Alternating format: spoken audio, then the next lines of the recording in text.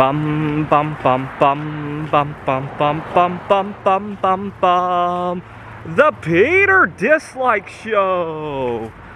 Bum bum bum bum bum bum bum. Only got a few more days left before I make my protest at the Arizona State Fair. I described in a lot more detail my dissatisfaction with how some of the staff at the Arizona State Fair handle differences in ways of life, right?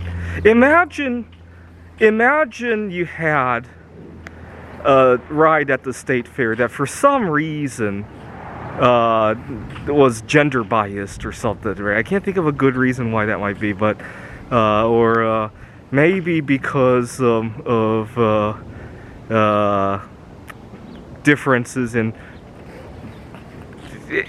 body shape, right? Obviously, we all know that there are certain rides that it might be dangerous if you're not tall enough or too tall.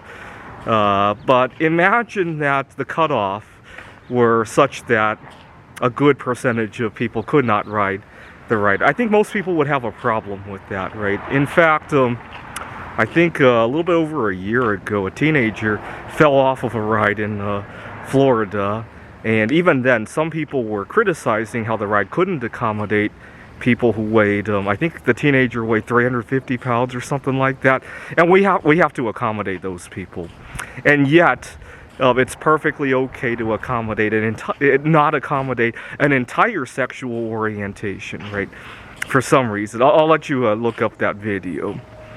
But I almost didn't want to do this protest because right now, I really love my work, and having any issue where I miss a day, it's just not a very pleasant situation. Not that it's not worth it or anything.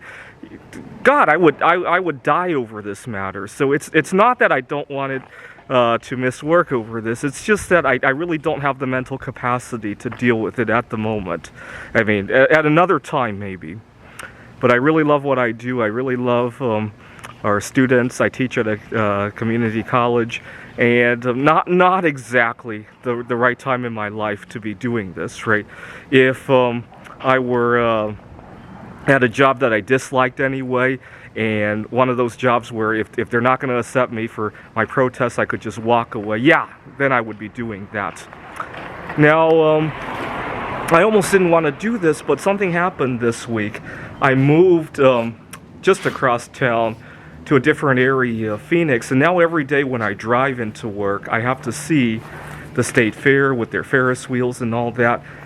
And it reminded me of in the movie Willy Wonka and the Chocolate Factory, Charlie, whose family is broke and he can only afford chocolate like once a month as a special treat.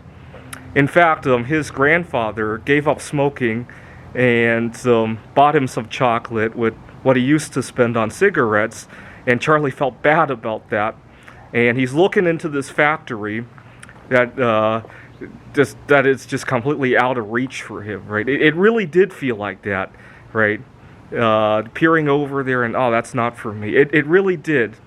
And not that it was upsetting or anything. It's just, I'm documenting this because I anticipate something to go wrong with this protest. See, I'm not going to back down. Chances are they're going to ask me to leave, right? After a couple rides where I insist on them finding a solution, they're going to ask me to leave. I'm not going to back down. And so chances are the police are going to get involved. Now, what happens from there remains to be seen, but I want to make sure I'm in a good mood when I'm doing this. That's why I've been putting it off for some time. Next week we have a solar eclipse. I don't want to miss that. So maybe after the eclipse.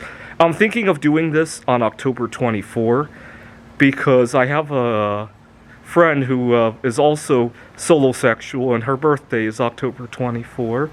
And I want, if this thing really takes off with a life of its own, I want the day to be remembered, and it could also be a celebration of solosexuality, right? I really I'm not giving it a high chance that this thing is going to take a life of its own, but it could, and I want that date to be remembered. All right. Some documentary just before the big protest of the century. It could be, right?